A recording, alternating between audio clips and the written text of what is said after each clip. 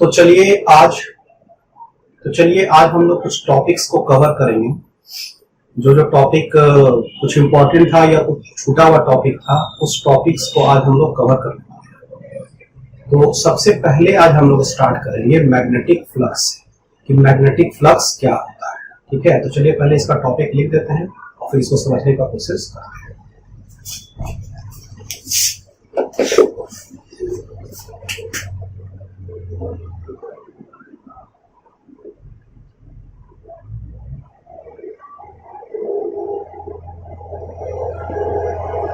तो magnetic flux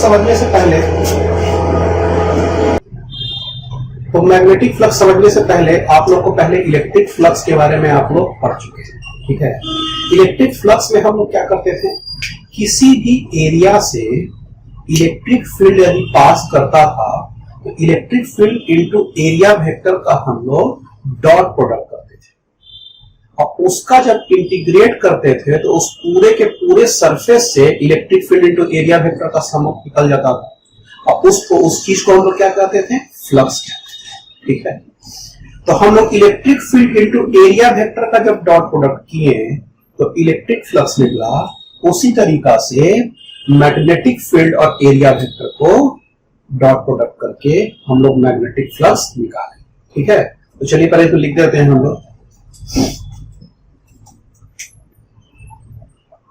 as we know that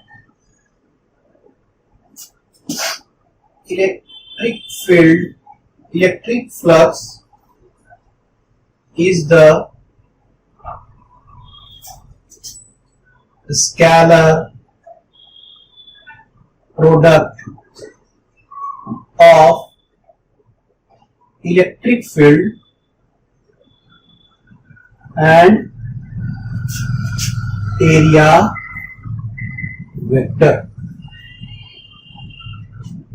ठीक है, ये हम लोग इलेक्ट्रोस्टैटिक में पढ़ चुके हैं।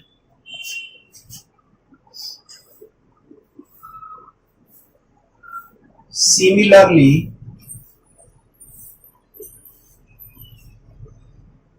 The magnetic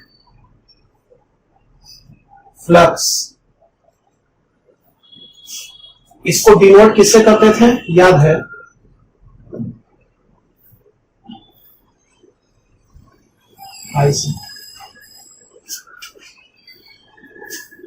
magnetic flux is the scalar product of magnetic field and area vector,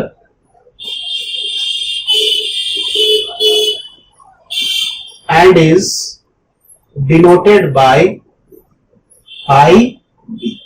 ठीक है, ये सबसे इंपॉर्टेंट हो गया कि मैग्नेटिक फ्लक्स क्या होता है। ठीक है, अब लिखते हैं इसमें,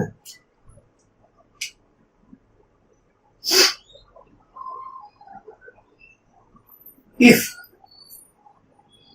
पहले हम लोग क्या करते हैं कि इसका एक फिगर बना देते हैं। ठीक है, फिगर बनाकर हम लोग जब समझेंगे तो ज्यादा अच्छा से समझ में आएगा। ठीक है, तो चलिए सबसे पहले एक हम एरिया बना देते हैं। ठीक है, तो इस फिगर को इधर साइड में बनाया जाए।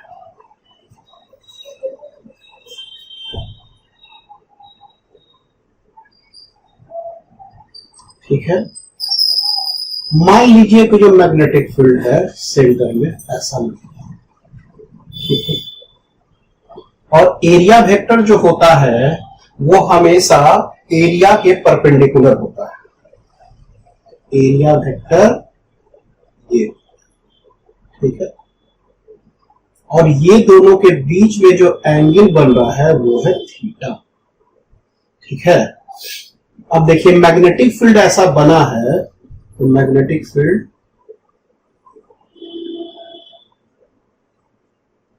ठीक है, मैग्नेटिक फील्ड है सब। ठीक है, तो मैग्नेटिक फील्ड और एरिया वेक्टर के बीच का जो एंगल है वो क्या बन रहा है, थीटा एंगल बन रहा है। ठीक है, तो हम लोग लिखते हैं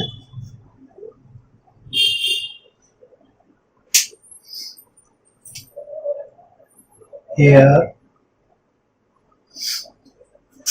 we have taken a flat surface, ठीक है, in which value of magnetic field is same everywhere. Magnetic field जो है आपका वो सब जगह सेम है यहां। Then the magnetic flux phi b will be equal to magnetic field into area vector। तो ये जो हो जाएगा phi b is equal to b a cos theta। समझ में बात आ रहा है? तो क्या हम इस पॉइंट में कह रहे हैं उसको थोड़ा सा ध्यान से सुनिएगा। देखिए, ये जो मैग्नेटिक फील्ड जो है आपका, उसका डायरेक्शन दिया हुआ है ऐसा। एरिया जो आपका है वो एरिया वेक्टर जो है आपका, एरिया वेक्टर वो एरिया के हमेशा परपेंडिकुलर होता है, ठीक है। अब देखिए, मान लीजिए कि हमको मैग्नेटिक फ्लक्स निकालना है छोटे से एरिया से।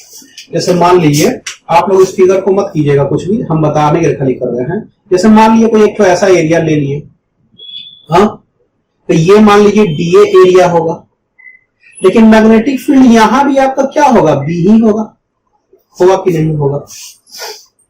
तो बी यहां पे बी इंटू डीए, फिर b इंटू डी ए दूसरा करेंगे तो b तो सब जगह सेम है, और ये जो डीए जो एरिया है छोटा वाला, उसके पूरे एरिया पे हम लोग उसको इंटीग्रेट कर देंगे तो बड़ा वाला एरिया a हो जाएगा, और बड़ा वाला एरिया जब a होगा तो magnetic field into area vector हम लोग कर देंगे, तो इससे आपका फ्लक्स निकल जाएगा। फ्लक्स आप समझ रहे हैं?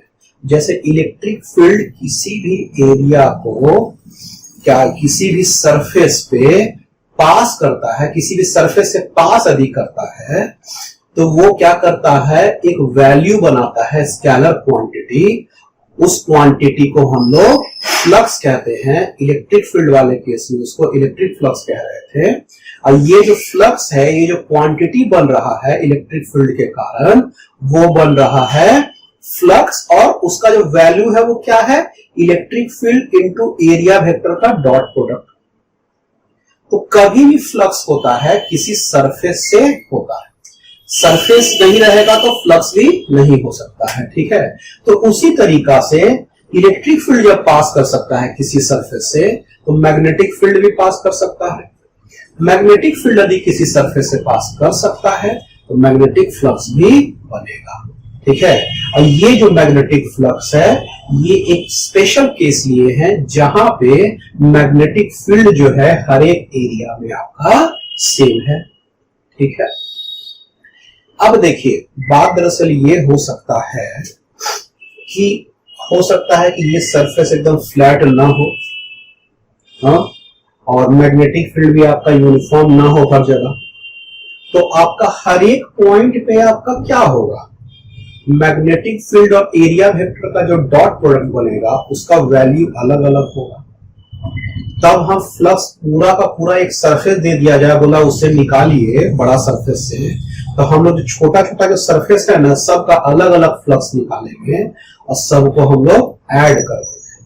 तो जो ऐड करेंगे, जो वैल्यू आएगा वो ही फ्लक्स आएगा, लेकिन वो अलग केस में आएगा। ये वाला स्पेशल केस में हम लोग क्या किए कि मैग्नेटिक फील्ड एक साथ लिए और एरिया वेक्टर को भी एक साथ लिए और फ्लक्स निकाल दिए, ठीक है। समझ बात आ रहा होगा। तो चलिए हम लोग दूसरा केस में देखते हैं।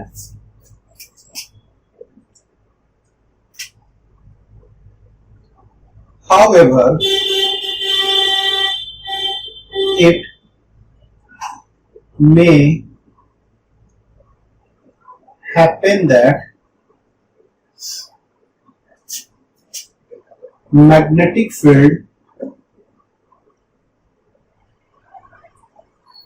is not uniform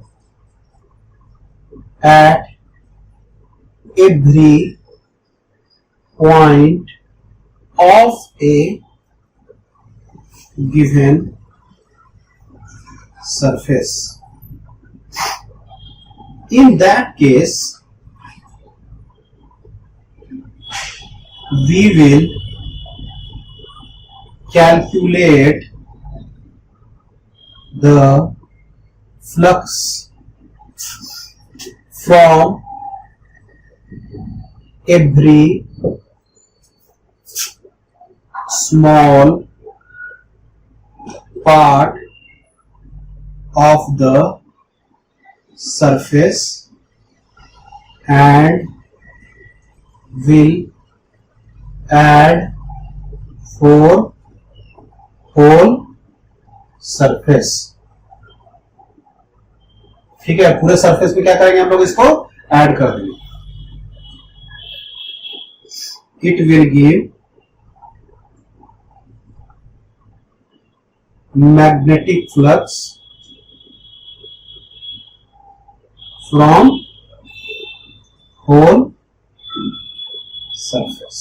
ठीक है, चलिए तो इसके लिए हम लोग क्या करते हैं, एक छोटा सा फिगर और बनाते हैं. ठीक है, और उसको लिखा जाए. मान लीजिए एक छोटा सरफेस है. ठीक है, तो नहीं, इसको छोड़ दीजिए. फिगर का कोई खास आवश्यकता नहीं है. ठीक है, हम लोग इसको लिख देते हैं मैथमेटिकली खाली करके.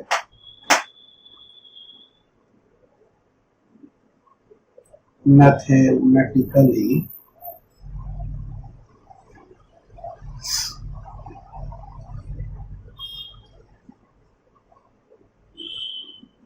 Total flux is equal to क्या हो जाएगा आपका, vector B into B1 into DA 1 या कुछ भी कर सकते हैं, B2 into DA2 plus dot dot.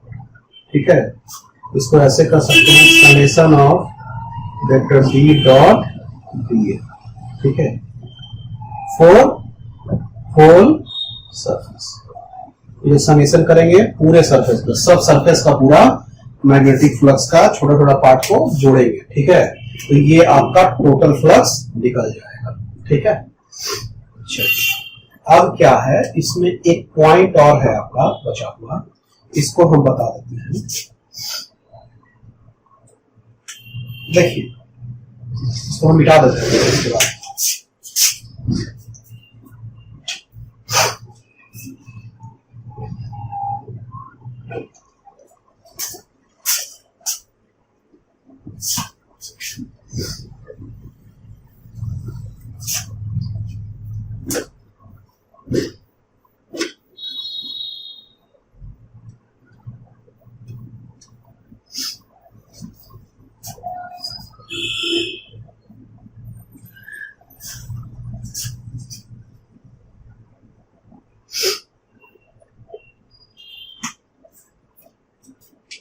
देखिए, फ्लक्स को जो हम लोग लिखे हैं वो magnetic field into area vector लिखे.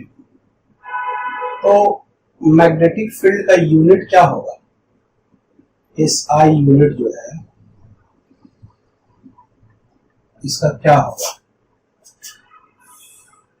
फ्लक्स का हम लोग SI यूनिट डालेंगे. ठीक है, तो ये magnetic field into area vector का क्या होगा, टेस्ला मीटर स्क्वायर. ठीक है, SI unit of magnetic flux, ठीक है, ये टेस्ला मीटर स्क्वायर होगा, जिसको हम लोग वेबर भी कहते हैं, ठीक है, WB से डिवाइड, ठीक है। तो इसीलिए कभी कभी हम लोग टेस्ला के जगह पे वेबर पर मीटर स्क्वायर भी लिए थे, ये टेस्ला के जगह वेबर पर मीटर स्क्वायर भी है। तो ये एक्चुअली यूनिट हो गया फ्लक्स का, टेस्ला मीटर स्क्वायर बोलिए या वेबर हो गया, ठीक है। तो ये इसका SI यूनिट हो गया, ठीक है। बस ये इतना ही है, इसको उतारिए, इसको मिटाएं।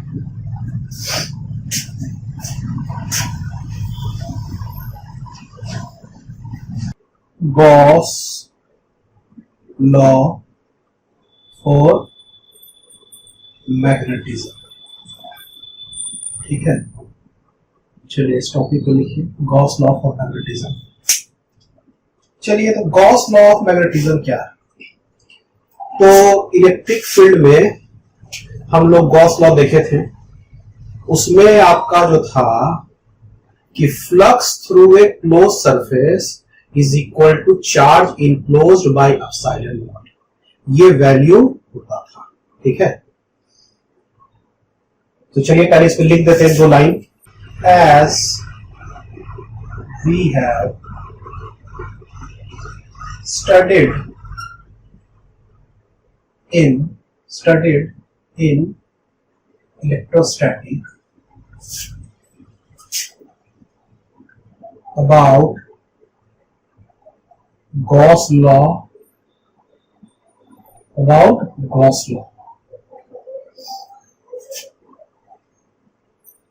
in that we know according to Gauss law is that the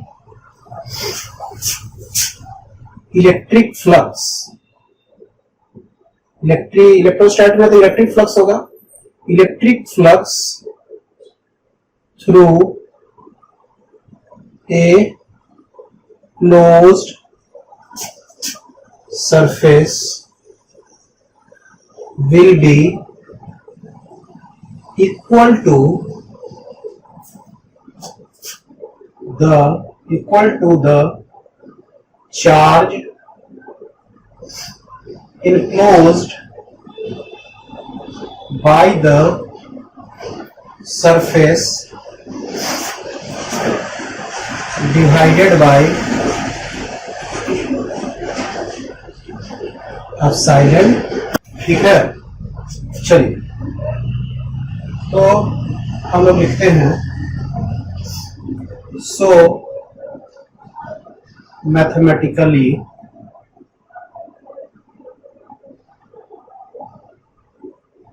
we have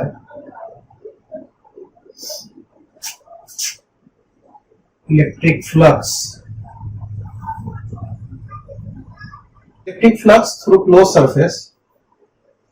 through closed surface is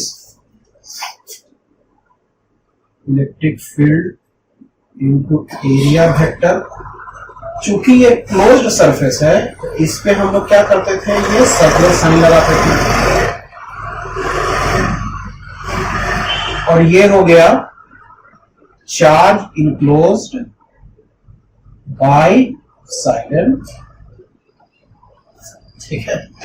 तो ये आपका क्या होता था, इलेक्ट्रिक फ्लक्स का वैल्यू होता था। और जहां पे इलेक्ट्रिक फील्ड का जो वैल्यू होता था, where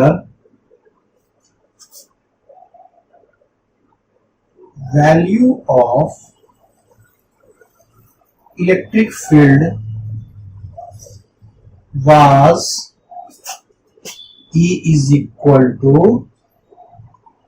Q by 4 pi epsilon naught R square, यानी R डिस्टेंस पे जो आपका इलेक्ट्रिक फील्ड का जो वैल्यू होता था, वो ये आपका इक्वेशन आपको बताता था, ठीक है, कि कितना वैल्यू होगा। और उस electric field into area vector का जब हम लोग क्लोज सरफेस पे पूरा इंटीग्रेशन करते हैं, तो उसका वैल्यू चार्ज इनक्लोज यानी कि सरफेस के अंदर में, जो क्लोज सरफेस है उसके अंदर में कितना चार्ज है और उसको एप्सिलॉन नॉट से डिवाइड कर देते थे। तो ये जो आपका निकल जाता था वो इलेक्ट्रिक फ्लक्स निकल जाता था। ठीक है, तो चलिए सिमिलरली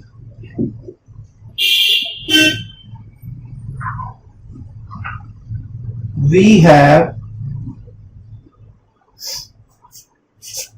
magnetic field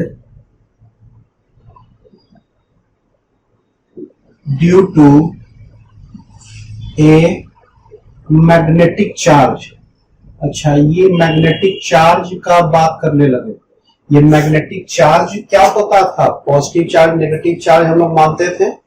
अधिक चार्ज में समझेंगे तब, जिसको हम लोग बाद में पोल कहने लगे, नॉर्थ और साउथ पोल। ठीक है, तो मैग्नेटिक चार्ज जो है यानी कि पोल के बारे में बात कर रहा है। ये किसके बारे में बात कर रहा है? Magnetic pole. M at a distance r is B is equal to 1 by 4 pi epsilon not रहता है। यहां पे कहते हैं म्यू नॉट बाय 4 पाई, यहाँ पे 1 बाई 4 पाई एप्सिलॉन नॉट, यहाँ mu naught by 4 pi, m by r square.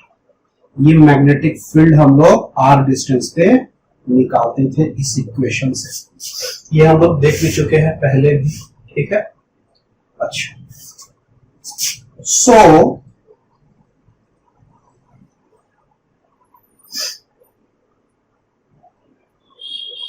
magnetic flux through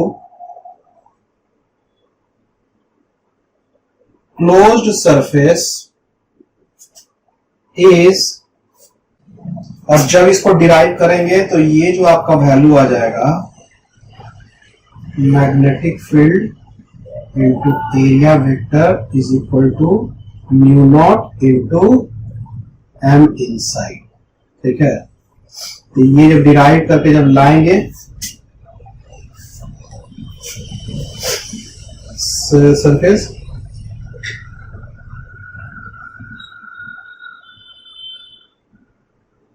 we get B into D S mu not into M inside. ये आपका मैग्नेटिक फ्लक्स का value हो गया। चलिए इसको उतारिए यहां तक।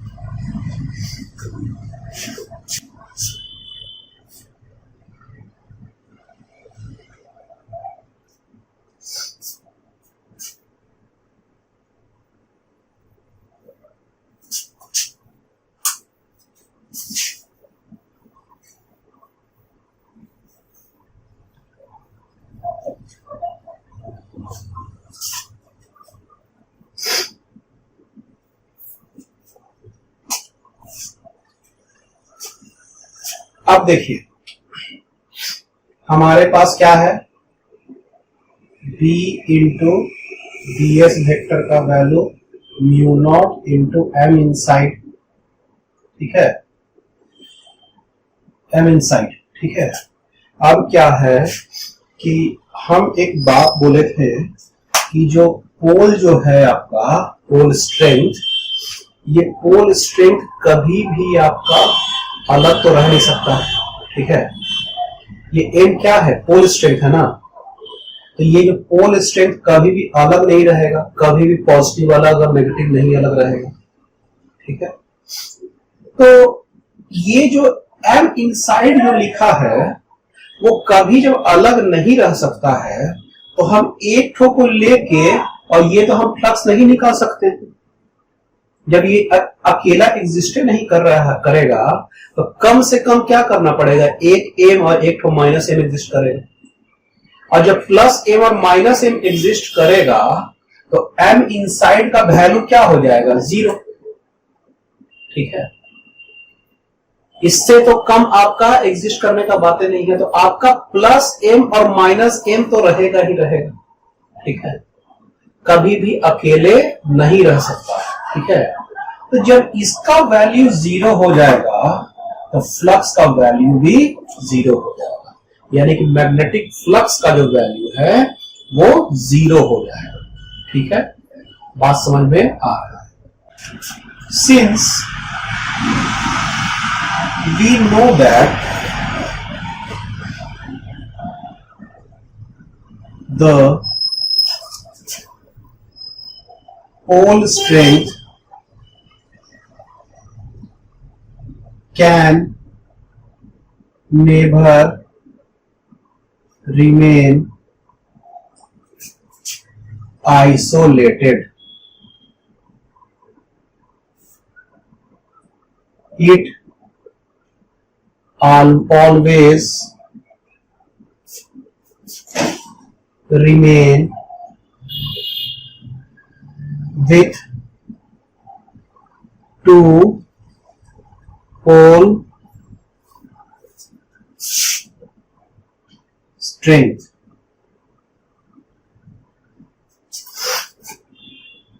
So M inside will be equal to 0 as M inside is equal to plus M minus M is equal to, ठीक है। So we came to conclusion that flux through the closed surface, magnetic flux लिख दीजिएगा, magnetic flux through the closed surface will always be 0। ठीक है, therefore B into ds is equal to 0।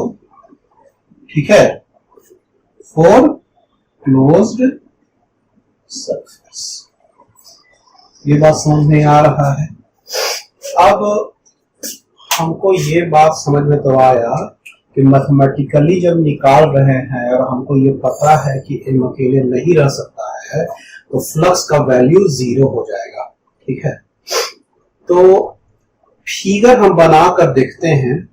जब figure हम बनाएंगे तो हम लोग को क्लियर हो जाएगा कि ये इलेक्ट्रिक फ्लक्स का तो वैल्यू 0 नहीं होता है, लेकिन मैग्नेटिक फ्लक्स का वैल्यू 0 हो जाता है।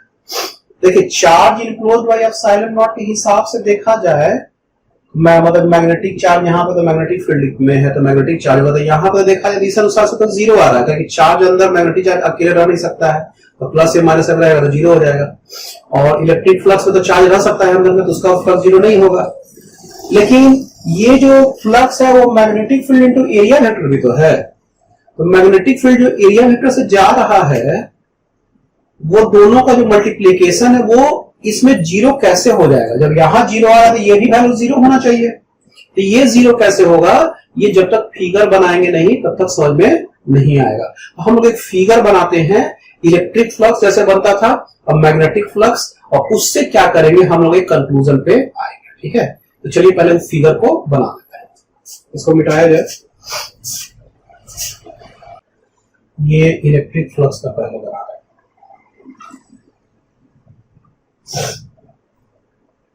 नीचे बनाएंगे मैग्नेटिक फ्लक्स।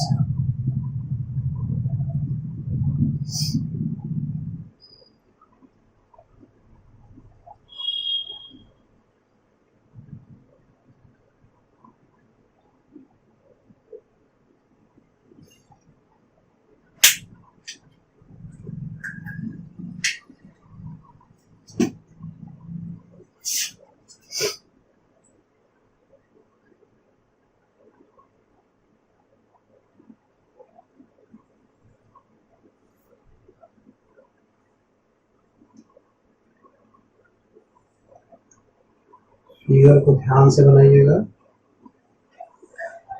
हाँ,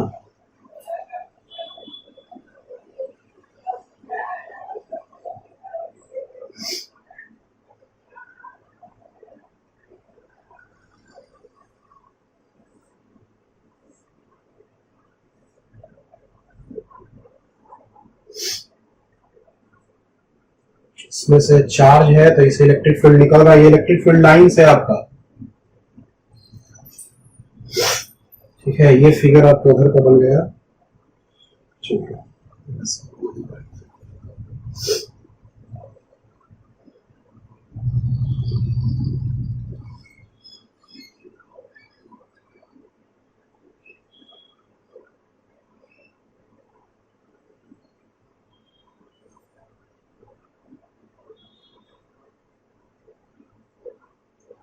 ये मैग्नेटिक फील्ड लाइंस है, ऊपर वाला इलेक्ट्रिक फील्ड लाइंस था।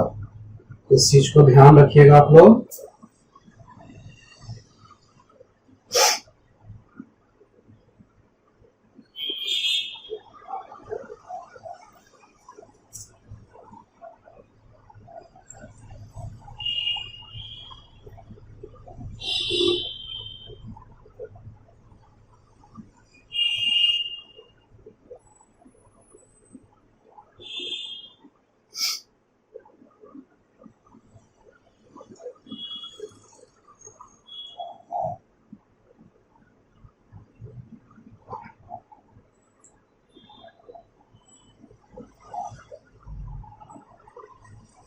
चलिए, मैग्नेटिक फील्ड लाइंस हो गया। इस फिगर को यहां तक बनाइए, उसके बाद जो काम करने का है इसमें एक सर्किल बनाइए। सब चीज क्लियर होगा।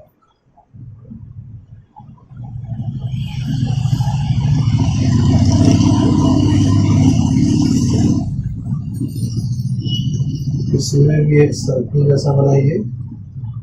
ये एक्चुअली क्लोज्ड सरफेस है, ठीक है, ये क्लोज्ड, ठीक है, ये भी क्लोज सरफेस हो गया।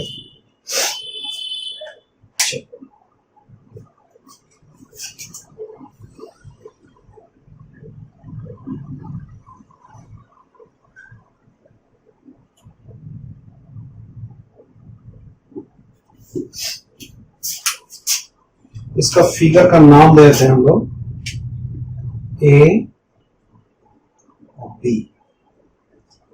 तो हम लोग इसमें हमको जान रहे हैं कि जो मैग्नेटिक फ्लक्स का जो वैल्यू है वो क्या हो गया है, 0 हो गया है।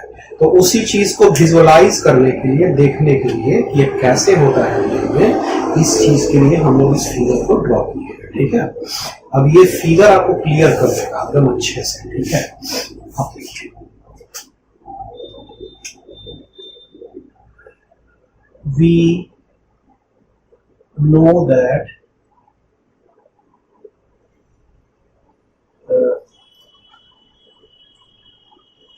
magnetic flux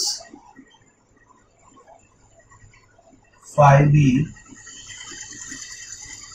from closed surface is 0, but electric flux is not. Electric flux का वैल्यू क्या हो गया, phi is not.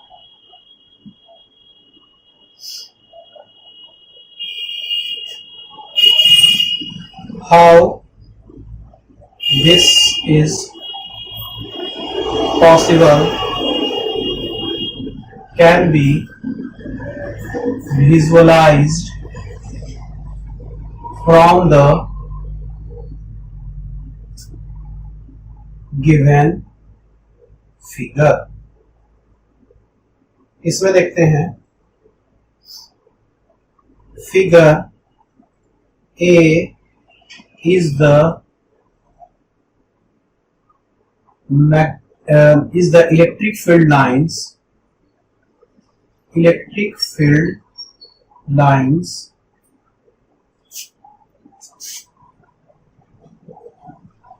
from an electric dipole. Electric dipole, positive और नेगेटिव चार्ज होगा तो इलेक्ट्रिक डाइपोल हो गया। And figure B is the magnetic field lines for magnetic dipole। ठीक है,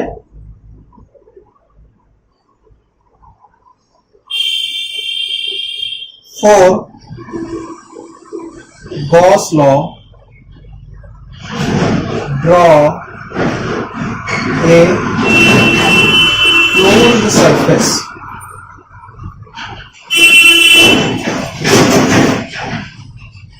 from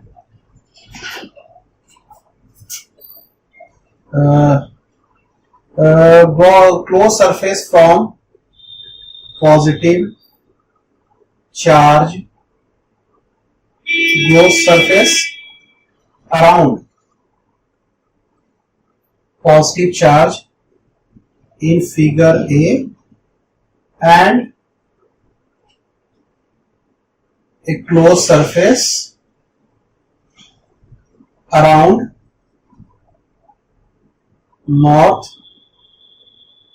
pole in figure B। ठीक है, ऐसा बना दिया। अब देखते हैं इसमें we see in figure A for electric flux the electric field lines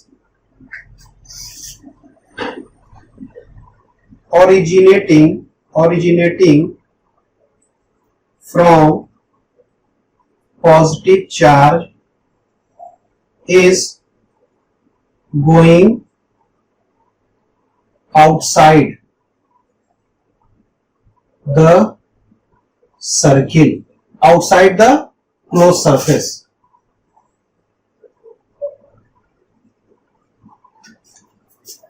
But the magnetic field lines in figure B is going outside the closed, but the magnetic field lines in magnetic field in figure B is coming from one side of closed surface and going outward from other side of that closed surface. So the electric flux value is not zero, but the magnetic flux value will be zero. इसीलिए magnetic flux का value आपका क्या हो जाएगा, zero. क्यों? देखिए इसमें आपका, देखिए इसमें क्या हो रहा है कि यहां सब इलेक्ट्रिक फील्ड लाइंस आपका बाहर निकल रहा है, सब जगह से बाहर निकल रहा है इस क्लोज सरफेस में। देखिए इस क्लोज सरफेस में आपका मैग्नेटिक फील्ड लाइन इधर से देखिए एंट्री कर रहा है, एरो इधर साइड में है, और फिर ये बाहर निकलने वाला भी एरो इधर से बाहर निकल रहा है। तो इसका जो मैग्नेटिक फ्लक्स का वैल्यू बना वो जीरो हो गया, और इसका जो इलेक्ट्रिक फ्लक्स का वैल्यू बना वो जीरो नहीं हुआ। तो ये कारण होता है मैग्नेटिक फ्लक्स और इलेक्ट्रिक फ्लक्स का ये डिफरेंस होता है। ठीक है, तो मैग्नेटिक फ्लक्स का वैल्यू हमेशा जीरो होगा। ठीक है, चलिए इसको उतारिए। मैग्नेटिक फ्लक्स नहीं, मतलब मैं ये क्या कहते हैं, magnetic flux through close surface, magnetic flux इसको लिख लीजिएगा, थ्रू क्लोज्ड सरफेस। ऐसा नहीं कि कोई भी सरफेस एक ले लिए, खुला हुआ सरफेस उस पर भी कर दिए, उस पर नहीं करना है, क्लोज सरफेस में लेना। तो क्लोज सरफेस में लेंगे तो इसका वैल्यू जीरो हो जाएगा। ठीक है, चलिए तो अब एक टॉपिक पे आते हैं हम लोग, मूविंग कॉइल गैल्वेनोमीटर। ठीक है, तो उस टॉपिक को हम लोग लिख लेते हैं और मूविंग कॉइल गैल्वेनोमीटर देखते हैं कि वो क्या होता है। ठीक है,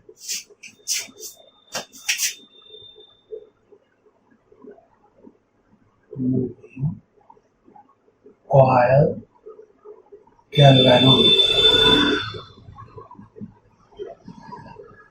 तो सबसे पहले क्या करेंगे, हम लोग एक फिगर बनाते हैं। ठीक है, फिगर बनाएंगे तो फिर समझते हैं उसको।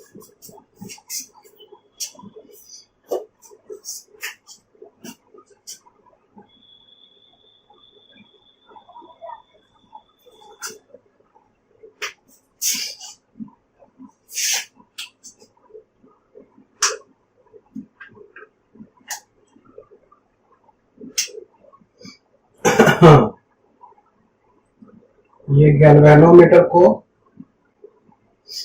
इलेक्ट्रोमैग्नेट के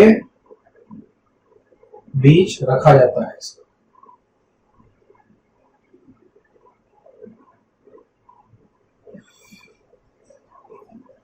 ये जो है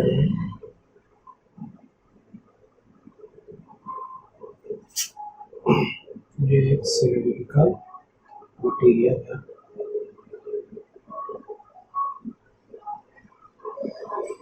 नीचे में लगा देते हैं हम लोग स्प्रिंग।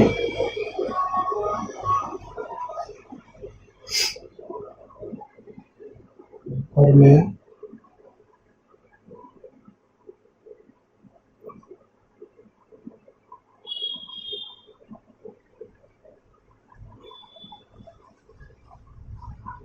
टी इसको कहते हैं, ठीक है। ये हो गया मेरा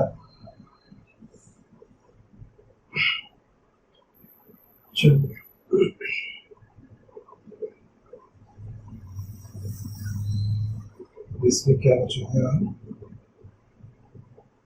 इसको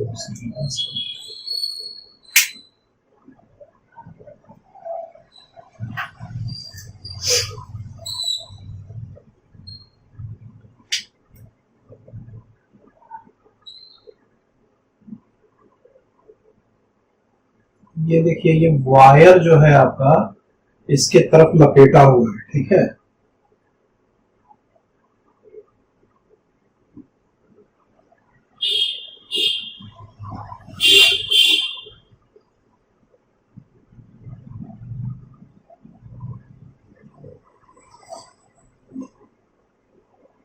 ये लपेटा हुआ है ऐसे, ठीक है। ये ऐसे लपेटा हुआ है वायर इसमें।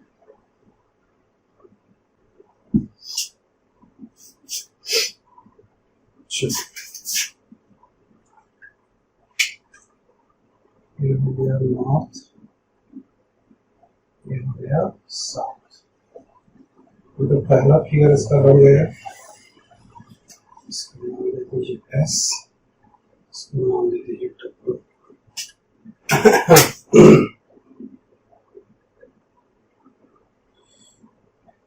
बाद में एक और फिगर है, उसको भी हम लोग बना ही लेते हैं। यहाँ पे बनाना ही पड़ेगा।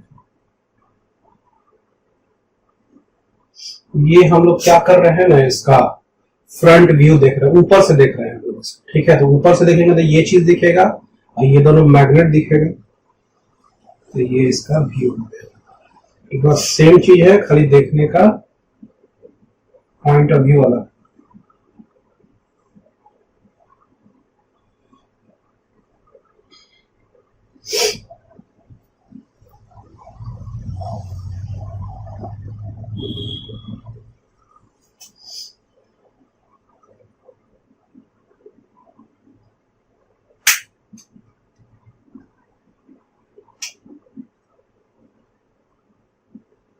ये वायर इसमें लपेटा हुआ है।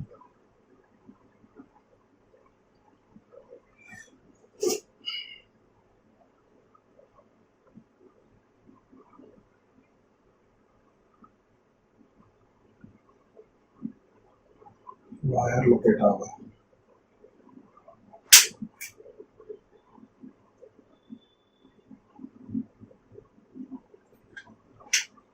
ये हो गया नॉर्थ, ये वाला नॉर्थ हो गया। ये इसका ये वाला पार्ट हो गया। ये देखिए, ये नॉर्थ हो गया, ये इसका साउथ हो गया। और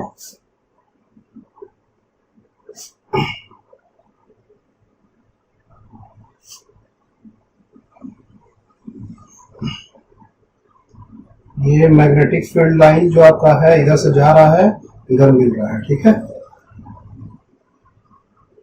स्ट्रेट जा रहा है, स्ट्रेट जाएगा, ऐसे जाएगा, ऐसे जाएगा। ये रेडियल हमेशा रहेगा, इसीलिए इसको ऐसा सिलेंड्रिकल शेप में बनाया गया है। ये जो मैग्नेटिक फील्ड का लाइंस रहे, जो हमेशा क्या रहे, कॉइल पर हमेशा इसके पैरेलल रहे सरफेस, ठीक है। चलिए, इस दोनों फिगर को पहले उतारिए,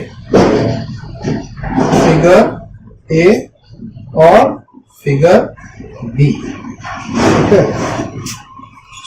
इसको उतारिए पहले।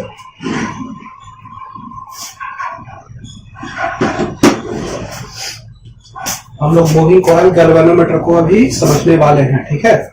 चलिए अब हम लोग देखते हैं मूविंग कॉइल गैल्वेनोमीटर में क्या क्या है, कौन कौन सा पार्ट लगा हुआ है और क्या कर रहा है ये मूविंग कॉइल गैल्वेनोमीटर। हम लोग गैल्वेनोमीटर के बारे में हम लोग पढ़ चुके हैं कि गैल्वेनोमीटर आपका क्या होता है। गैल्वेनोमीटर में जिस साइड में एक साइड में करंट जाएगा तो उसका जो आपका नीडल है वो एक साइड भागता है, यदि अपोजिट साइड में करंट होगा तो नीडल दूसरे साइड भागता है, ठीक है। तो ये गैल्वेनोमीटर में देखे हैं, यदि करंट नहीं होगा उसमें तो वो क्या रहेगा, उसका नीडल एकदम बीच में रहेगा। ये हम लोग इलेक्ट्रोस्टैटिक में देख चुके हैं गैल्वेनोमीटर का, हम लोग बहुत जगह यूज देखे थे। हम लोग गैल्वेनोमीटर का हम लोग मूविंग कॉइल गैल्वेनोमीटर देखे थे, हम लोग स्ट्रेट वायर पोटेंशियोमीटर में। स्ट्रेट वायर पोटेंशियोमीटर में हम लोग क्या देखे थे, मूविंग कॉइल गैल्वेनोमीटर लगाते हैं करंट चेक करने के लिए। और भी व्हीटस्टोन ब्रिज में हम लोग लगाए थे गैल्वेनोमीटर, ठीक है। तो वहां पे करंट का वैल्यू आपको जीरो करंट होता, तो वहां पे मूविंग कॉइल गैल्वेनोमीटर लगाते थे कि करंट ना जा पाए उससे, तो उससे व्हीटस्टोन ब्रिज क्या हो जाता था, बैलेंस हो जाता था। फिर R1/R2 = R3/R4 निकालते थे, आप उसको देखिएगा तो याद पड़ेगा, ठीक है। तो हमको ये चीज पता चल रहा है कि यदि उसमें से करंट जाएगा गैल्वेनोमीटर से तो जो सुई है वो घूमेगा, सुई घूमेगा, इसका मतलब सुई किसी चीज से जुड़ा हुआ होगा ना, तो इसका मतलब वही चीज पूरा घूमेगा गोल गोल, ठीक है। वो इधर भी घूमेगा और इधर भी घूमेगा। तो देखिए सबसे पहले गैल्वेनोमीटर में क्या है कि गैल्वेनोमीटर में हम लोग क्या करते हैं, एक नॉर्थ और साउथ पोल जो मैग्नेट है ये परमानेंट मैग्नेट है। परमानेंट मैग्नेट क्यों लिए हैं, क्योंकि इसमें हम लोग इलेक्ट्रोमैग्नेट नहीं लिए, क्योंकि इसमें करंट हमको देकर इसका मैग्नेटिक प्रॉपर्टीज को बढ़ाने का नहीं है, ठीक है। हमको हल्का ही में इसका काम करता है, तो इसीलिए इलेक्ट्रोमैग्नेट का यहाँ पे खास जरूरत नहीं है। यहाँ पे परमानेंट मैग्नेट से मेरा काम चल जा रहा है जो कम मैग्नेटिक फील्ड जनरेट करता है। अच्छा, ये जो दोनों मैग्नेट है ना, नॉर्थ और साउथ पोल, अब क्या है कि इसका जो शेप लिए हैं वो सिलेंड्रिकल टाइप का शेप लिए है, ठीक है। ये जो सिलेंडर जो है ना उसका जो शेप है उसी टाइप का इसका शेप लिए, ठीक है। अब इससे क्या होगा, जो मैग्नेटिक फील्ड लाइंस जो बनेगा वो नॉर्थ से निकलेगा साउथ की तरफ भागेगा, ठीक है। तो नॉर्थ की तरफ गया तो साउथ की तरफ पहुंचा, इधर नॉर्थ तरफ गया तो ये भी इधर गया, इधर से गया तो फिर इधर गया, ठीक है। तो मैग्नेटिक फील्ड लाइंस जो आपका है, मैग्नेटिक फील्ड जो लाइन जो आपका यहाँ पे है इस कॉइल पे, वो एक्चुअली ये जो सरफेस है ना, ये कॉइल का सरफेस उसके पैरेलल में एकदम है। फील कर पा रहे हैं कि ये जो आपका क्या हुआ कि मैग्नेटिक फील्ड लाइंस जो बनेगा तो वो एकदम इस सरफेस, कॉइल का जो सरफेस है, ये कॉइल का सरफेस रेक्टेंगुलर है ना, ये भले सिलिंड्रिकल पे लगा हुआ है लेकिन ये जो ऐसे ऐसे जो आपका मुड़ा हुआ तो आपका क्या हुआ, रेक्टेंगुलर है आपका। अब मैग्नेटिक फील्ड लाइंस आपका ऐसे जा रहा है, एकदम स्ट्रेट जा रहा है इस सरफेस, समझ में बात आ रहा है। तो मैग्नेटिक फील्ड लाइंस उस तरह से इसमें जाएगा, ठीक है, एकदम पैरेलल इस सरफेस से। अब देखिए हमको क्या करना है कि देखिए इसके ऊपर भी स्ट्रिप है, इसके नीचे भी स्ट्रिप है, ठीक है, मतलब तार का टुकड़ा है जिससे ये कनेक्टेड है। और ये जो ऊपर वाला जो कनेक्टेड है वो एक्चुअली फाइनली में जाके एक हेड है वहां से जाके कनेक्ट कर दिए हैं इसको, और इसको टॉर्सन हेड कह रहे हैं, जिसको इसीलिए टी से डिनोट किए। टॉर्सन हेड क्या होता है हम समझाएंगे अभी आपको, बस समझिए कि टॉर्सन हेड है इसलिए इसको टी से हम लोग डिनोट कर दिए हैं। अच्छा, यहाँ में बीच में हम एक मिरर लगा दिए हैं, ठीक है, मिरर इसके सरफेस पे ऐसे लगा दिए हैं, ठीक है। तो ये जो गोल गोल घूमेगा ना, तो ये मिरर पे जो आपका है वो पता चलता जाएगा, ठीक है। हम लोग इसको लैंप स्केल अरेंजमेंट कहते हैं, ठीक है। तो लैंप स्केल अरेंजमेंट हम लोग को ज्यादा नहीं समझना है, बस इतना समझना है कि मिरर के हेल्प से हम लोग क्या करेंगे, डिफ्लेक्शन को पता करेंगे। अब रियल में देखिए कैसा होता होगा, ये जो पूरा कॉइल है ना इसके ऊपर एक नीडल लगा हुआ होगा, ठीक है। अब क्या होगा कि ये जो होगा कॉइल जो है, ये जब गोल इस पे जब करंट जाएगा तो इस पे लगेगा टॉर्क। देखिए होगा क्या कि जैसे मान लीजिए कि यहां से करंट दी और यहां से करंट निकल गया, तो इस पूरे के पूरे जो वायर का जो लूप है उसमें आपका करंट आ गया। अभी जब करंट आया इसमें, और ये रखा हुआ कहां है, मैग्नेटिक फील्ड वाली जगह पे रखा हुआ है ये। तो इस पे क्या लगेगा, टॉर्क लगेगा। हम लोग टॉर्क बारे में पढ़े हैं ना कि किसी भी लूप में जिसमें करंट जा रहा हो और उस मैग्नेटिक फील्ड वाले जगह पर रखा हुआ रहे तो उसमें टॉर्क लगता है, और टॉर्क क्या करता है, उस चीज को पूरा रोटेट करवाता है। तो ये जो पूरा का पूरा जो कॉइल है ना उसमें टॉर्क लगेगा, ऐसा ऐसा घुमाने वाला टॉर्क लगेगा। ये पूरा का पूरा ये चीज ऐसे रोटेट करेगा। जब ये रोटेट करेगा तो इस पे जो सुई लगा हुआ है ऐसे वो भी रोटेट करेगा, सुई भी रोटेट करेगा ना। अब मान लीजिए करंट हम इधर से डालेंगे, तो करंट अब इधर से निकलेगा, तो ये जो टॉर्क अभी ऐसे जा रहा था वो अब ऐसे आएगा। तो पहले ऐसे जा रहा था अब इधर आएगा, तो यानी कि जो हमको पता चल गया कि डायरेक्शन करंट का अलग अलग है। तो यानी कि थोड़ा सा भी करंट इसमें जाएगा तो ये क्या होगा कि ये रोटेट करेगा, टॉर्क लगेगा। और यही टॉर्क क्या करेगा, आपको बताएगा कि ये कितना रोटेट करेगा, इसका सेंसिटिविटी बताएगा और बहुत सारी चीज बताएगा, जिसके बारे में हम लोग डिस्कशन करने वाले हैं। तो बस अब इतना समझिए, ये अरेंजमेंट आप लोगों को समझ में आ रहा है। ये स्प्रिंग लगाया गया है, थोड़ा सा शॉक भी होगा, जब करंट आएगा तो थोड़ा झटका लगेगा तो शॉक होगा, तो उसके लिए स्प्रिंग लगा दिया गया है। मिरर बता दिए क्यों लगाया गया है। अब बात कर रहे थे हम लोग टॉर्शन हेड का, टॉर्शन हेड क्यों लगाया गया है, तो इसके बारे में हम लोग देखेंगे, ठीक है। चलिए लिखते हैं बारी बारी से।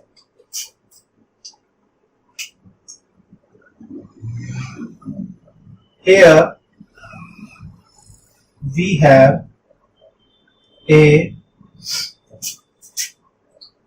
have in figure A the moving coil galvanometer।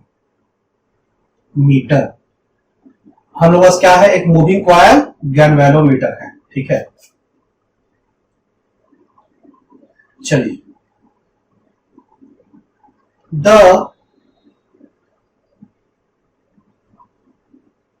Galvanometer, आप कहेंगे बार बार मूविंग कॉयल लिखेंगे तो लंबा पड़ेगा, तो galvanometer is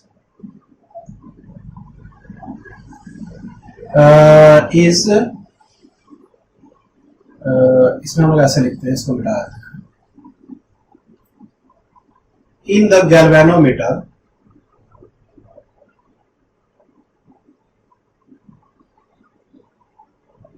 we have a core, एक कोर है मेरे पास इसमें,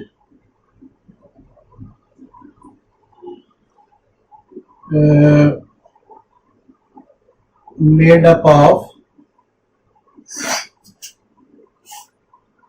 a conducting,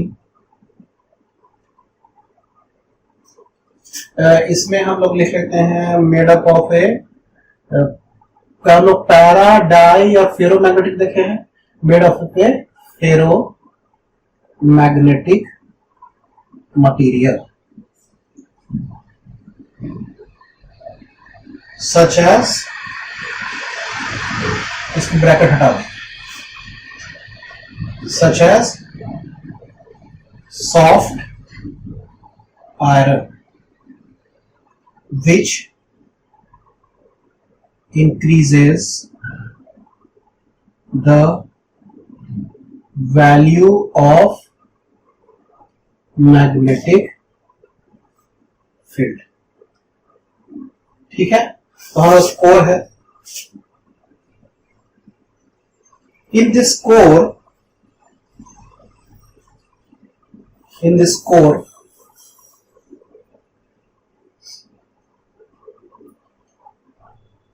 we have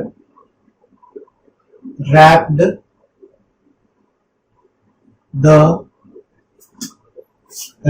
a coil through which electric current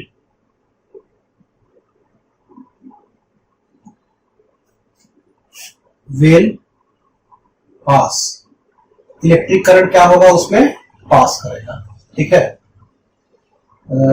wrapped a coil of many turns through which electric current will pass. The wire strip above the core and the spring is made up of phosphor bronze material. इस material का बना हुआ रहता है आपका phosphor bronze. ठीक है, तो इसका ये मटेरियल का ये आपका ऊपर का वायर और नीचे का स्प्रिंग इससे बना हुआ रहता है. The upper strip W is finally attached to the torsion head, which actually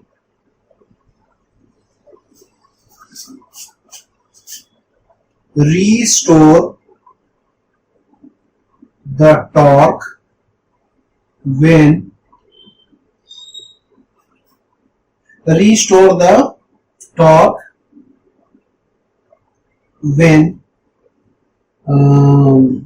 the core is rotated. ठीक है, तो होगा क्या कि जब कोर रोटेट करेगा तो ये क्या होगा, पूरा वायर भी रोटेट करेगा. ठीक है, जब ये वायर रोटेट करेगा तो ये क्या करेगा, यहां पे एक रीस्टोरिंग टॉर्क जमा हो जाएगा. ठीक है, और रीस्टोरिंग टॉर्क अपने नाम से ही वो बता रहा है कि जैसे ही वो रिलैक्स पोजीशन में आएगा तो वो क्या होगा, अपना नॉर्मल कंडीशन में फिर से आ जाएगा. यही इसका काम है. ठीक है, करंट जा रहा है तब तक ये मुड़ा हुआ है. ठीक है, और करंट जब नहीं जाएगा तो ये क्या होगा, अपने नॉर्मल कंडीशन में आ जाएगा. बस उसको इसी तरह समझिए कि किसी चीज को क्या करते हैं, किसी रस्सी पे पत्थर लटका देते हैं, नीचे साइड में बांध देते हैं, और जब घुमाएंगे और छोड़ेंगे तो ये अपने कंडीशन में फिर से आ रहा है.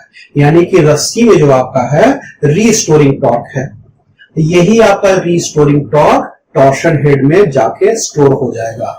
ये एक तरह का एनर्जी जैसा है जो आपका स्टोर हो जाएगा, और जब नॉर्मल कंडीशन जैसा ही आएगा वो अपने नॉर्मल कंडीशन में, मतलब पहले वाले कंडीशन में फिर से आ जाएगा. ठीक है,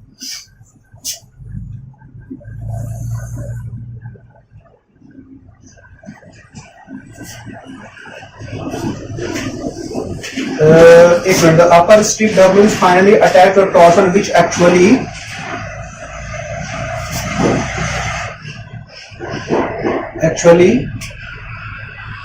store the torque when the core is rotated and it comes to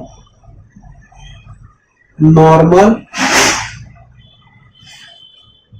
condition when there is no torque acting on core.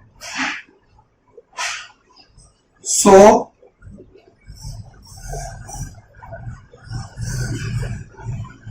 torsion head T restore the torque. ये टॉर्क को क्या करेगा, रिस्टोर करेगा. ठीक है, चलिए अब आगे. The mirror is attached in the suspension to measure the deflection of the core, and it is called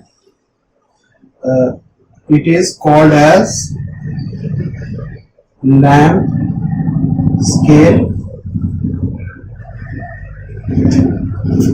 lamp scale arrangement. इसको लैम्प स्केल अरेंजमेंट करते हैं जब मिरर से हम लोग क्या कर रहे हैं, रिफ्लेक्शन को चेक कर रहे हैं। ठीक है, चलिए यहां तक इसको उतारिए, फिर इसको मिटाते हैं।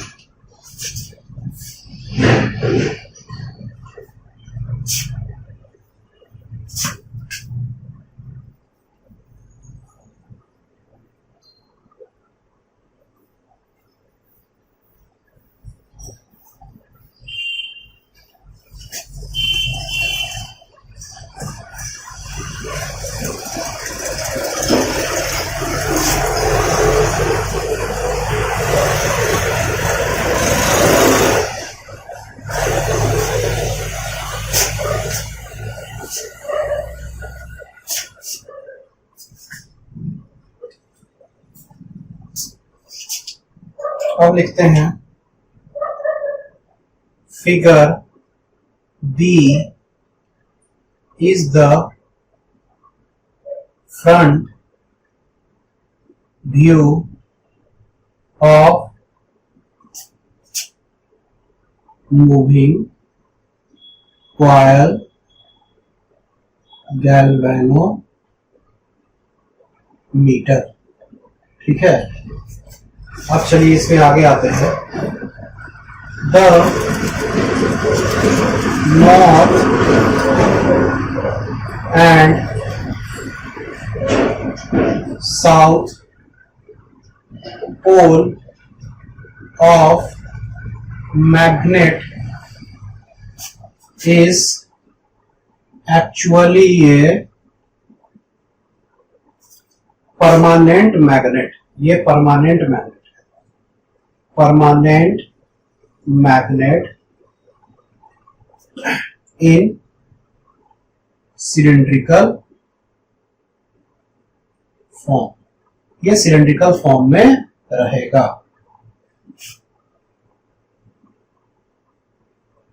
The shape of the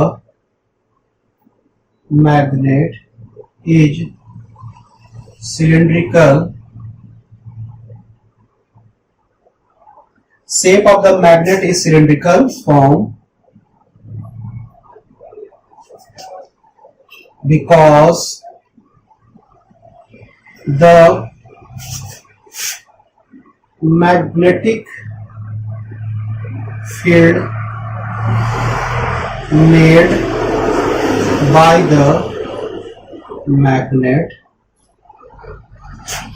is in radial direction and this magnetic field will always act parallel to the surface of the coil। ठीक है, ये हमेशा सरफेस ऑफ द कॉइल के पैरेलल लगेगा। चलिए अब क्या है कि इतना तो समझ में आ रहा है। अब हम लोग को टॉर्क निकालना है कि टॉर्क कितना लगेगा। हम लोग इसको पढ़ भी चुके हैं, टॉर्क निकालना कॉइल का, देखिएगा तो पता चलेगा। तो हम लोग के लिए टॉर्क के लिए हम लोग को पता है, now the current is passed through the coil from the two ends of the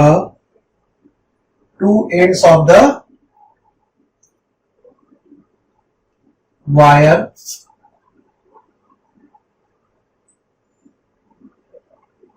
of above and below the core।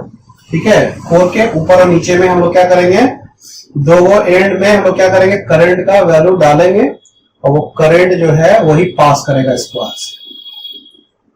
इसमें लिखते हैं अगला point, the torque is given by the vector or cross product of magnetic dipole moment or magnetic moment and the magnetic field। ठीक है, ये हो गया आपका। तो हम लोग इस पे लिखते हैं, so mathematically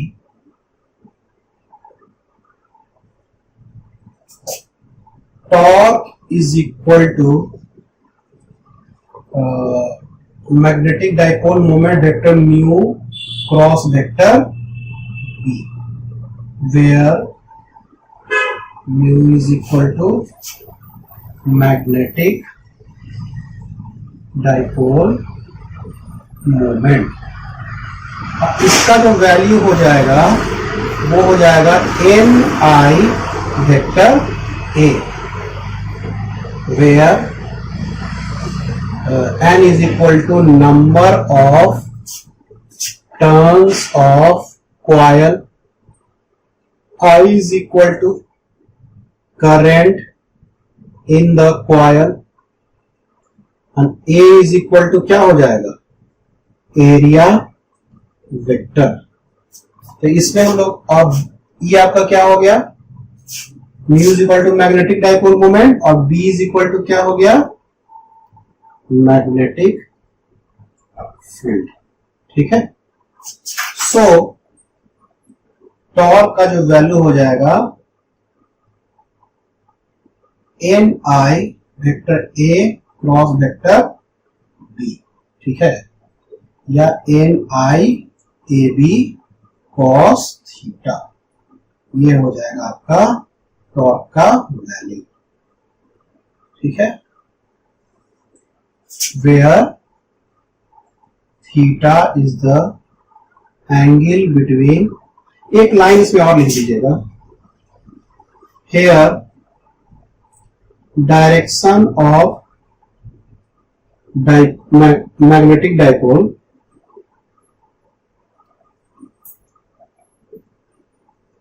mu is same as direction of area vector A.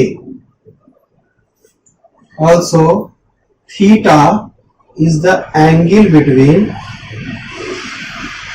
area vector A and magnetic field vector। ठीक है, चलिए यहां तक आप लोगों को बात समझ में आ रहा है। जब टॉर्क का जो वैल्यू है वो म्यू क्रॉस वेक्टर बी हो गया आपका। अच्छा, म्यू का value N I vector A होता है, N number of turns, I current, A area vector. अब क्या है कि म्यू क्रॉस बी यानी कि ए क्रॉस बी इधर बन रहा है। अब ये जो ए क्रॉस बी है तो एरिया वेक्टर और मैग्नेटिक फील्ड के बीच का क्रॉस प्रोडक्ट बन रहा है। ठीक है, अच्छा अब इसका जब हम क्रॉस प्रोडक्ट हटाएंगे, अच्छा तो इसको यहाँ पे क्रॉस प्रोडक्ट हटाने इसको साइन कर दीजिए, तो कॉस, ये हो गया साइन, क्रॉस प्रोडक्ट है ना साइन थीटा। ये बात समझ, अगर N I A B sine theta हो गया। ठीक है, चलिए इसको यहां तक उतारिए, उसके बाद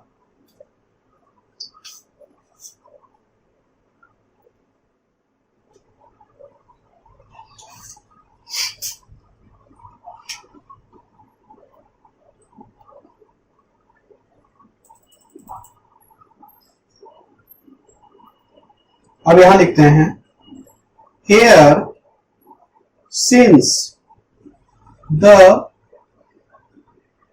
area vector is perpendicular to the surface and magnetic field B is parallel to the surface. So angle theta between A and B will be equal to 90 degree. ठीक है, तो चलिए मेरे पास क्या है, टॉर्क का वैल्यू ये है, एंगल का वैल्यू 90 डिग्री है. ठीक है, तो ये थीटा के जगह पे 90 डिग्री हम डालेंगे तो इस पे कितना टॉर्क लगेगा वो हमारा कैलकुलेट हो जाएगा. ठीक है, चलिए इसको मिटाते हैं और अगला लिखते हैं.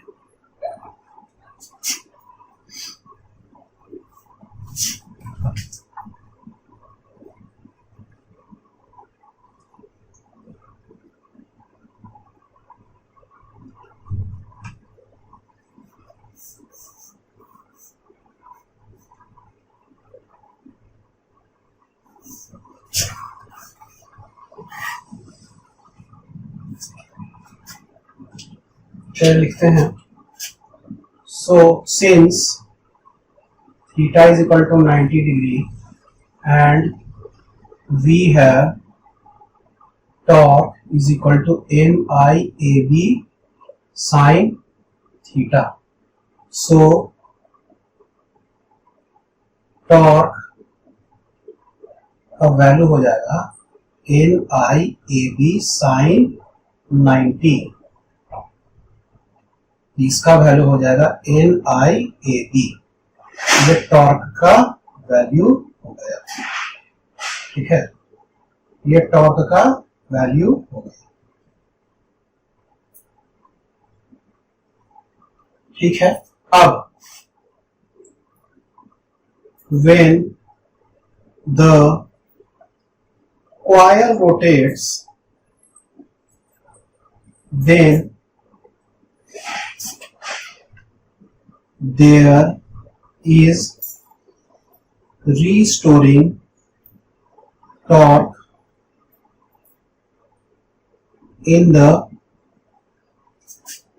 torsion head and it will be equal to K theta where K जो हो जाएगा आपका क्या हो जाएगा, K is equal to torsion constant. ठीक है, यहां तक हो गया. Now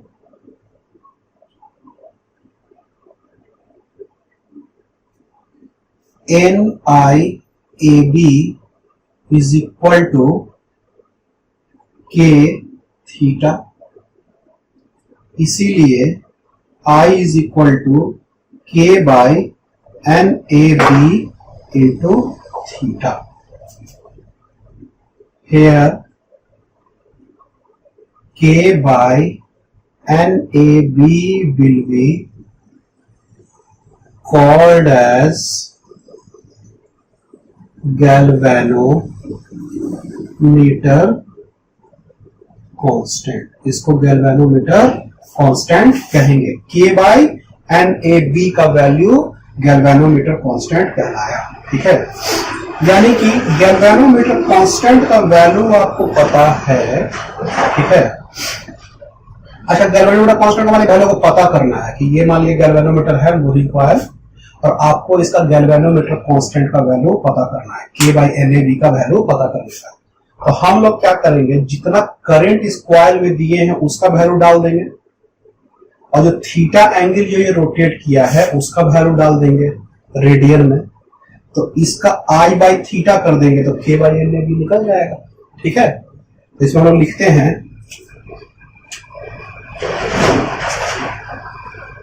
we can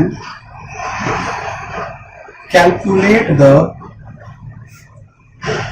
value of galvanometer constant by passing the known voltage. ठीक है, तो इसको हम लोग लिखते हैं, we can calculate the value of galvanometer constant by passing the known value of current I and the angle theta. ठीक है, known current I and the angle theta, ये दोनों का वैल्यू हमको पता रहेगा तो हम लोग K by NAB यानी गैल्वेनोमीटर कांस्टेंट का वैल्यू कैलकुलेट कर सकते हैं. ठीक है, and measuring the angle theta लिख दिया. Measuring the angle theta, putting the value of I and theta, we can calculate the galvanometer constant value. ठीक है, तो गैल्वेनोमीटर कांस्टेंट वैल्यू हम लोग कैलकुलेट उससे कर लेंगे. ठीक है, चलिए इसको उतारिए. चलिए नीचे बनाने दे रहे हैं, अभी समझने में आपको काम आएगा. अब देखिए,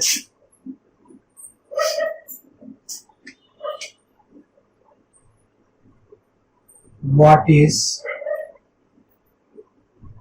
the sensitivity of the galvanometer? The sensitivity of the galvanometer is defined as theta by I. So from above equation we get sensitivity theta by I is equal to, theta by I करेंगे तो क्या हो जाएगा, N A B by K, N A B by K. ठीक है, so we learn that sensitivity value is inverse of galvanometer constant. Galvanometer constant का क्या हो जाता है, ये इनवर्स वैल्यू हो जाता है. उसमें K by N A B क्या होता था, गैल्वेनोमीटर कांस्टेंट होता था. इसे एन ए बी बाई के आपका क्या हो जाएगा, आपका सेंसिटिविटी हो जाएगा थीटा बाई आई. ठीक है, तो यहां पे जो आपका है कि मैग्नेटिक फील्ड का वैल्यू ज्यादा होगा तो इसमें आपका क्या होगा, गैल्वेनोमीटर कांस्टेंट का वैल्यू घटेगा. लेकिन यहाँ पे मैग्नेटिक फील्ड का वैल्यू ज्यादा होगा तो सेंसिटिविटी का वैल्यू बढ़ता जाएगा.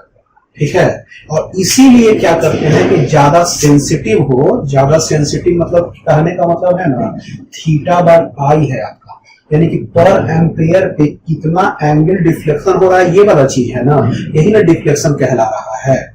यदि सेम एम्पियर पे ज्यादा डिफ्लेक्शन एंगल का हो जाता है, ये ज्यादा सेंसिटिव हो जाएगा. समझ बता रहा है, जो गैल्वेनोमीटर है उसमें 1 एम्पियर का करंट से आपका जो एंगल जो डिफ्लेक्शन हो रहा है उसको हम लोग कैलकुलेट कर रहे हैं. यदि 1 एम्पियर करंट जो आपका है उससे जो एंगल ज्यादा निकल जाए तो ये ज्यादा सेंसिटिव नहीं हो जाएगा, यानी कि कम करंट, बहुत कम करंट भी जाएगा ना तो ये डिफ्लेक्ट करेगा. सेंसिटिव मतलब होता है कि बहुत कम करंट को भी डिटेक्ट करना है. तो इसके लिए हम लोग को मैग्नेटिक फील्ड का वैल्यू बढ़ाना पड़ेगा. यदि इसका सेंसिटिविटी का वैल्यू हमको बढ़ाने का है तो मैग्नेटिक फील्ड का वैल्यू हम लोग को क्या करना पड़ेगा, इसका बढ़ाना पड़ेगा. और इसीलिए चूंकि हमको मैग्नेटिक फील्ड का वैल्यू बढ़ाना पड़ेगा इसको सेंसिटिव बनाने के लिए, तो हम लोग कोर को हम लोग क्या करते हैं, फेरोमैग्नेटिक मटेरियल उसमें यूज करते हैं. तो ये जो वायर से जो मैग्नेटिक फील्ड बनेगा वो फेरोमैग्नेटिक मटेरियल में भी क्या करेगा, मैग्नेटिक फील्ड जनरेट करेगा और नेट मैग्नेटिक फील्ड का वैल्यू बहुत ज्यादा बढ़ेगा. ठीक है, तो चलिए इसमें लिखते हैं,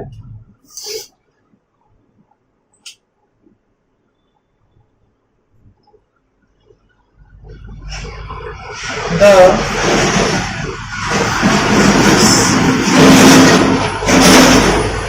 sensitivity is the angle rotated by the galvanometer, angle rotated by the galvanometer per unit ampere of current. ठीक है, चलो नीचे का मिटाया जाए।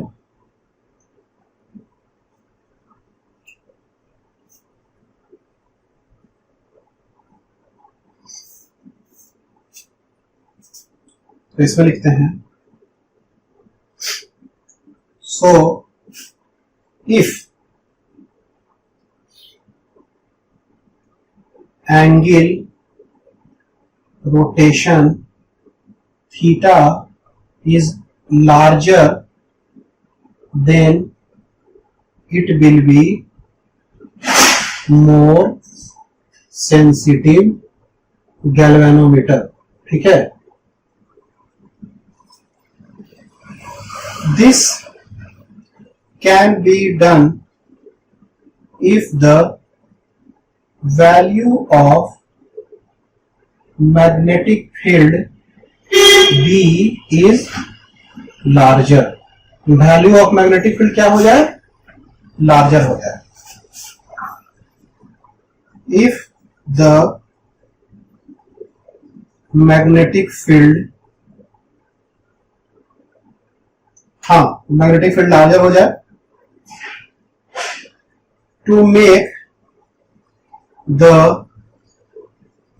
magnetic field larger we use a soft iron core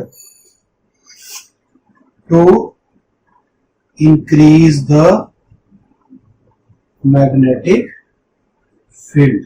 ठीक है, तो सॉफ्ट आयरन कोर क्या करता है, मैग्नेटिक फील्ड का वैल्यू को बढ़ा देता है। ठीक है, तो ये हमको यहां तक समझ में आ रहा है कि इसका सेंसिटिविटी क्या होता है। ठीक है, चलिए तो यहां तक उतारिए। अब ये खत्म हो गया। अब हम लोग एक और टॉपिक इसी में हम लोग मोदी का गैल्वेनोमीटर में देखने वाले हैं, इसका एक और पॉइंट देखने वाले हैं। ठीक है, चलिए इसको मिटाते हैं।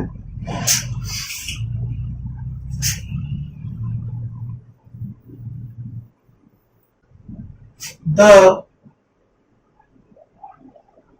galvanometer uses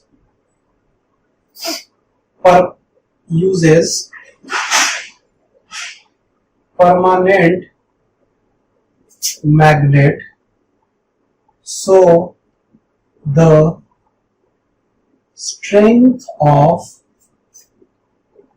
magnetic field is very small. ठीक है, मैग्नेटिक फील्ड का वैल्यू स्मॉल रहता है, तो सॉफ्ट आयरन हम लगा भी देंगे तो बहुत ज्यादा ये आपका टॉर्क प्रोड्यूस नहीं कर पाएगा, क्योंकि मैग्नेटिक फील्ड का वैल्यू ही क्या है, बहुत कम है। ठीक है, so in spite of using soft iron core, the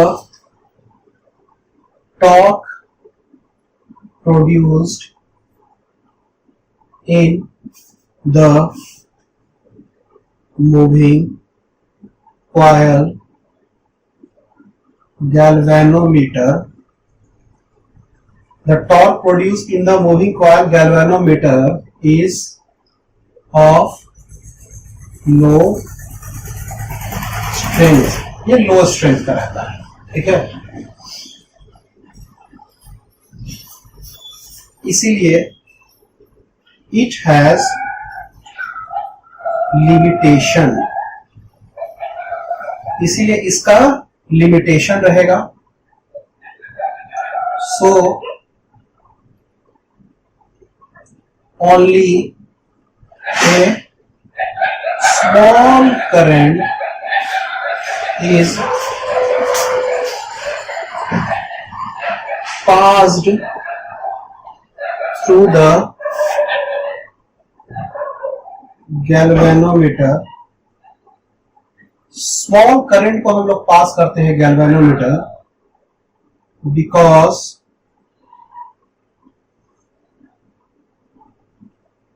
it cannot handle the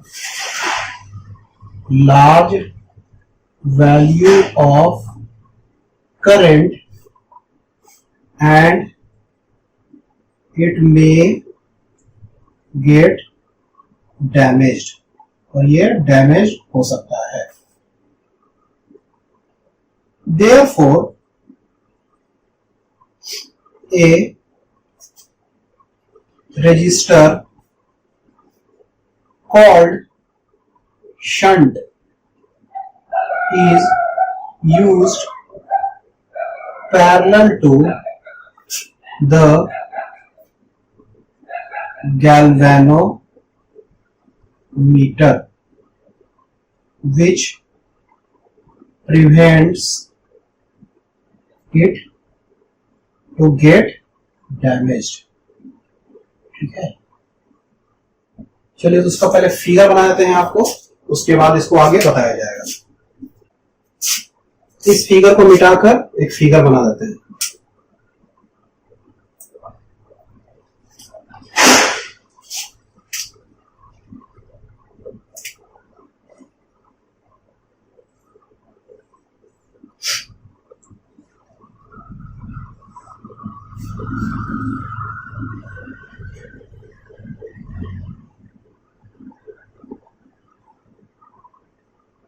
आई और यहां से आई निकल जाएगा, ये आएगा आई जी और ये आएगा आई minus I ji.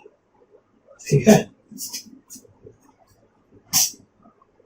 I S भी लिख सकते हैं इसको. रजिस्टर जो करंट, देखिए इसमें क्या है कि करंट जो आई गया वो इसमें करंट चल जाएगा आई जी और इसमें करंट चल जाएगा आई एस, और आई एस का वैल्यू क्या होगा, टोटल आई में से आई जी चल गया तो आई माइनस आई जी. ठीक है, और जो करंट आया इधर से वो करंट यहां से निकल गया. चलिए इसको मिटाते हैं.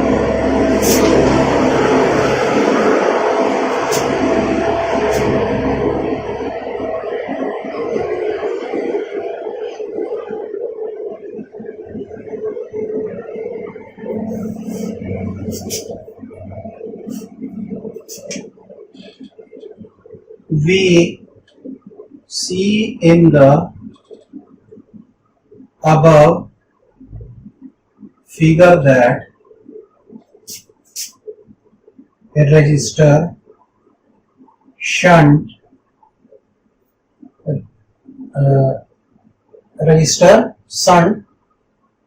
RS is attached parallel to the galvanometer. एक चीज देखिए, इसका देखिए ये जो रजिस्टर है ना, इसमें लिख लीजिएगा अ वेरी स्मॉल रजिस्टर. इस रेजिस्टेंस का जो वैल्यू होगा वो बहुत ही कम होगा. ठीक है, क्यों होगा कम हम बताते हैं. देखिए हमारा उद्देश्य क्या है कि इसमें से करंट कम से कम जाए. ज्यादा करंट गया तो इसका खेल खत्म, ये खराब हो जाएगा. तो ज्यादा रजिस्टर वाला चीज में जो करंट है वो तभी कम जाएगा जब इधर वाला में जो रेजिस्टेंस का वैल्यू बहुत ही कम हो जाएगा. तो ज्यादातर जो मैक्सिमम करंट है वो यहीं से निकल जाएगा और बहुत कम ही करंट इसमें से पास कर पाएगा. ठीक है, तो चलिए इसमें लिखते हैं. So the maximum current always pass from small value resistor. Small value resistor से maximum current pass कर जाएगा and very small value of current will pass through galvanometer. ठीक है, बहुत कम ही करंट गैल्वेनोमीटर से पास करेगा। ठीक है, तो now according to figure IGRG is equal to ISRS हो गया ये। अब हम लोग लिखते हैं IG by IS is equal to RS by RG। ठीक है, तो ये हो जाएगा IG by IG plus IS, ऐसा लिख सकते हैं इसको, by RS प्लस RG। ये कॉम्पोनेंट डिविडेंडल से होता है ऐसा। ठीक है, तो ये IG by IG plus IS का वैल्यू कितना हो जाएगा, I हो जाएगा current, RS by RS plus RG। तो जो करंट होगा गैल्वेनोमीटर में वो होगा RS by RS plus RG into I। समझ में बात आ रहा है, ये करंट का वैल्यू कैसे डिटरमिन हो रहा है। ठीक है, तो चलिए हम लोग इसमें लिखते हैं, किसी में लिख लेते हैं। So we know that RS is very smaller than RG, so RS plus RG is nearly equal to RS। RS plus RG में क्या होगा, मतलब RG के बराबर हो जाएगा ये, ताकि इसमें जो रेशियो जो बहुत कम है, संट वाला रेशियो का है, RS plus RG लगभग RG के बराबर हो गया। And RS by RG, RS by RG का जो वैल्यू जो हो जाएगा वो क्या हो जाएगा, RG का वैल्यू क्या है इसमें, बड़ा है कि छोटा है, बड़ा है। ठीक है, is very small, so current IG will be very small. ठीक है, तो इसका जो टोटल, इसीलिए हम वेरी स्मॉल, सो एक और लाइन लिख ली है यहीं पे, RS by RS plus RG is very small, और ये वेरी स्मॉल से I मल्टीप्लाई होगा तो IG का वैल्यू बहुत स्मॉल आ जाएगा, so current IG will be very small.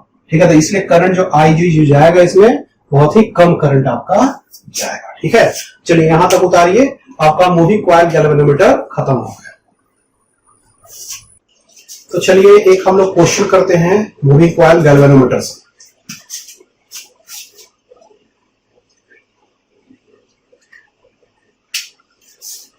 एक galvanometer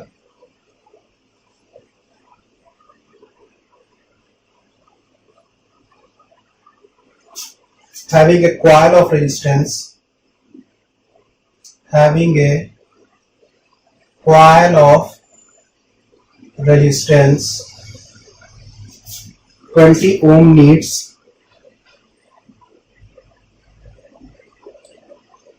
20 milliampere current for full scale deflection।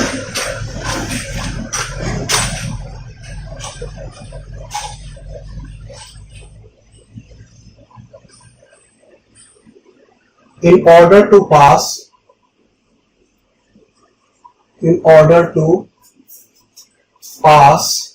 एक 20 मिली एम्पेयर में करंट आपका फुल डिफ्लेक्शन हो जाता है। ठीक है, पास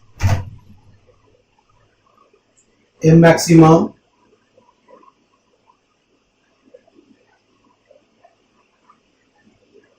current of 2 ampere through the galvanometer through the galvanometer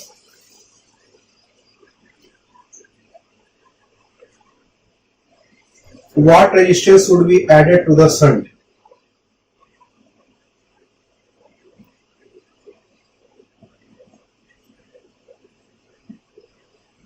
Added to the shunt.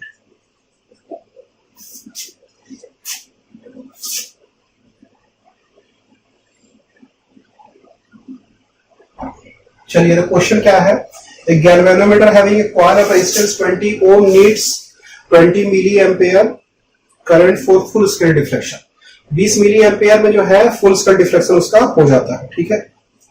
चलिए, in order to pass a maximum current of 2 ampere through the galvanometer, what resistance should be added to the shunt? ठीक है, तो हम लोग सबसे पहले equation लिख देते हैं Ig is equal to Rs by Rs plus Rg into I, ठीक है? चलिए, पहले इसको लिख दिए हम लोग, ये वाला मेरे पास इक्वेशन है। चलिए आगे बढ़ते हैं अब इसमें। तो हम लोग को कह रहा है ना कि 20 मिली एम्पेयर में तो फुल स्केल डिफ्लेक्शन हो जा रहा है, कॉइल का रेजिस्टेंस 20 ओम, यानी कि गैल्वेनोमीटर का कॉइल का रेजिस्टेंस है ना 20 ओम, आरजी का वैल्यू 20 ओम दिया हुआ है। अच्छा, तो हम लोगों को in order to pass a maximum current of 2 ampere, 2 ampere का करंट हमको पास करना है थ्रू द गैल्वेनोमीटर, गैल्वेनोमीटर से 2 एम्पेयर का करंट हमको पास करना है। What resistance should be added to the shunt, ठीक है? तो हम लोग का रेजिस्टेंस, शंट का जो रेजिस्टेंस का वैल्यू होगा वो कितना होगा, इसको निकालने का है। तो देखिए यहां समझिए ना कि pass maximum current of 2 ampere through the galvanometer, यानी कि ये जैसे गैल्वेनोमीटर है ना और ये आपका शंट वाला था, तो ये जो मैक्सिमम करंट, देखिए ये पूरा का पूरा जो चीज है गैल्वेनोमीटर हम इसको मान रहे हैं, ठीक है? तो इसमें जो गैल्वेनोमीटर मान रहे, गैल्वेनोमीटर शंट के साथ ही आया, उसी को गैल्वेनोमीटर हम लोग कह रहे हैं, ठीक है? ये गैल्वेनोमीटर का क्या हो गया, ये कॉइल हो गया, और ये गैल्वेनोमीटर का क्या हो गया, रजिस्टर हो गया, सब मिलाकर ये क्या बन गया, गैल्वेनोमीटर बन गया। तो इसमें मैक्सिमम करंट कितना चाहिए 2 एम्पियर, जो यहां से निकल जाएगा। समझ बात आ रहा है? गैल्वेनोमीटर दो चीज से मिलकर बन रहा है, कॉइल और एक रजिस्टर बनाकर, एक रजिस्टर जो शंट है उसको पैरेलल में उसको रख देने का है। तो देखिए इसमें जो मैक्सिमम करंट जो जाएगा Ig, उसका वैल्यू दे रहा है कितना सह सकता है, 20 मिली एम्पियर, ज्यादा नहीं सह सकता है, उसमें फुल स्केल डिफ्लेक्शन इसका हो जाएगा, यानी स्विंग मैक्सिमम लेंथ तक वो मुड़ जाएगा, उससे ज्यादा वो नहीं मुड़ सकता है। अच्छा, कॉइल ऑफ रेजिस्टेंस कितना है 20 ओम, इसका रेजिस्टेंस जो वैल्यू है उसका है 20 ओम, ठीक है? यहां तक बात समझ में आ रहा है? तो हम लोगों का निकालना है कि शंट का रेजिस्टेंस क्या है, यानी कि Rs का वैल्यू क्या है, ये निकालने का है, ठीक है? तो सब तो दिया हुआ है आपको। Ig का वैल्यू देखिए क्या है, Ig का वैल्यू 20 मिली एम्पेयर, तो 20 मिली एम्पेयर में रखेंगे तो I का जो आंसर आएगा वो भी मिली एम्पेयर में आएगा, तो इसको 20 ही रहने देते हैं, ठीक है? कोई दिक्कत का बात नहीं है, रेशियो वाला चीज है पूरा। ये करंट है, करंट बाई करंट, और ये रेजिस्टेंस बाई रेजिस्टेंस, ठीक है? एक तरह से ये यूनिटलेस वाला चीज है, ठीक है? तो इसमें 20 मिली एम्पेयर रखेंगे तो I भी आपका मिली एम्पेयर में ही आंसर आएगा, ठीक है? अच्छा, अब देखिए, नहीं तो ये जो मिली एम्पेयर में है ना, और देखिए I का वैल्यू मैक्सिमम दिया हुआ है 2 एम्पेयर, देखिए 2 एम्पेयर दिया हुआ है, मिली एम्पेयर में लिख सकते हैं, तो इसको 20 करिए इंटू 10 टू द पावर -3। अच्छा, Rs का वैल्यू देखिए, रेजिस्टेंस ऑफ द शंट का वैल्यू कितना होगा, Rse, इसी का वैल्यू निकालने का है, Rs प्लस Rg, और Rg का वैल्यू पता है, Rg का वैल्यू कितना है आपका 20। अच्छा, I का वैल्यू कितना है 2, तो 2 और ये 10 कट गया, ये Rs बाय Rs प्लस 20 का वैल्यू कितना होगा 10 टू द पावर -2, ठीक है? तो Rs का वैल्यू हो जाएगा 10 to the power -2 into Rs by 0.2, 20 गुना 10 टू द -2 मल्टीप्लाई होगा तो 0.2 हो जाएगा, तो Rs इंटू 10 to the power -2 is equal to, अच्छा ये Rs को एक जगह करना पड़ेगा, Rs 1 minus 10 to the power -2 equal to 0.2। तो 1 माइनस 1/100, ये 2/10 यानी कि 1/5। ठीक है, ये क्या हो गया 99/100 1/5। तो RS होकर 100 बाई, इसको और छोटा करिए 20 हो गया। तो 20/99 ओम ये रेजिस्टेंस का वैल्यू होगा। चलिए इसे कैलकुलेट किया जाए।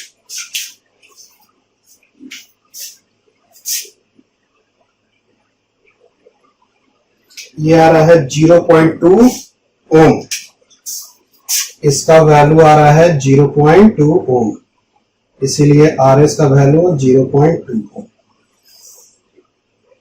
0.2 ओम इसका आंसर हो गया। ठीक है, तो इतना का रजिस्टर का शंट का इतना रजिस्टेंस हमको देना पड़ेगा, तब जाके आपका इतना करंट का वैल्यू ये सब आएगा। ठीक है, चलिए इसको उतारिए यहां तक। उसके बाद अब हम लोग क्या करने वाले हैं, साइक्लोट्रॉन देखने वाले हैं। साइक्लोट्रॉन बहुत इंपॉर्टेंट है, तो साइक्लोट्रॉन हम लोग देखेंगे, इसको मिटाया जाए।